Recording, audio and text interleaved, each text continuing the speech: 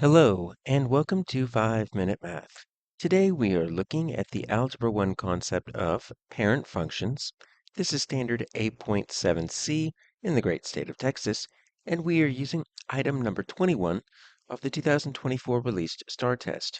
If you haven't done so already, please go ahead and take a moment to pause the video, work this problem out on your own, unpause it, and we will look at our answers together. So we've got this basic quadratic function here, f of x equals x squared. All right, it's the most basic quadratic function we can have. We've got the origin as our vertex. This is what we call a parent function. So sometimes we'll talk about parent and child functions. So this is our original function. What we need to look at is it's being transformed through what we call a child function. We're passing it through another function. Something's happening to it, and it looks different, because take a look at my g of x. It's shifted over, it's down a little bit, and it's not quite as wide. So we look at that like this, okay? So that g of x is going to equal, we've got three different ways that we modify parent functions. So sometimes it's with an a, sometimes it's with a c, sometimes it's with a d. So let's look at each of these, because they each do different things. First, let's take a look at our a. So if our a can either stretch it to make it a little bit wider, it can either narrow it, or honestly, you can flip the whole thing upside down. Okay, so you flip the whole thing upside down if your a is less than 0, if it becomes negative. It hasn't done that.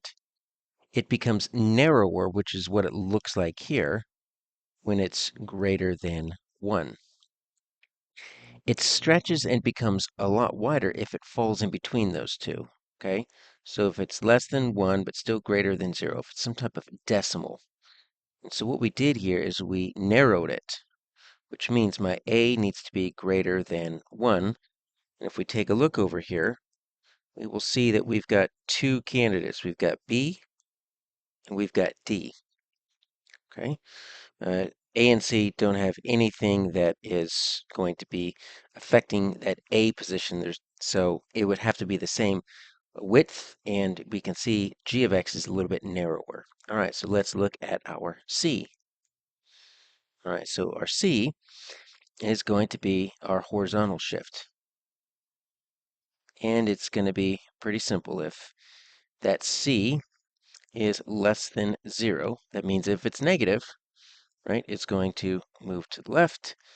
Right, that makes sense. If it's greater than 0, it's going to move to the right. That also makes sense. But take a look at how it is in this child function. It's x minus c. Okay, so it ended up being less than 0. So this is the one we're doing right here. But we can count, actually. We don't have to guess. 1, 2, 3. So that c is actually negative 3 because it shifted the vertex on the x-axis over 3. But if I put that in that, it's going to be x minus 3. It's going to end up being x plus 3. So we're looking at this right here now. And then finally our d, this is our vertical shift. And it's a plus d, it's not a minus c like it was in the other one. So if that d is less than 0, right, we are going to go down. If that d is greater than 0, we are going to go up. We ended up going down 1, 2, so that d is going to equal negative 2, which works right here. Now we do all that. So I'm thinking it's b. Obviously, what we could do, let's just plug it into the calculator. Okay, so we can say y equals x squared. Let's just get our parent function. And then let's get y equals, and then let's see what we have over here. We've got the 2, and then what we're going to do is we're going to add this x squared here. That's going to be x plus 3, and we're going to square that, and then we're going to minus 2, and there it is. We're matching a little bit narrower. Our answer here is B.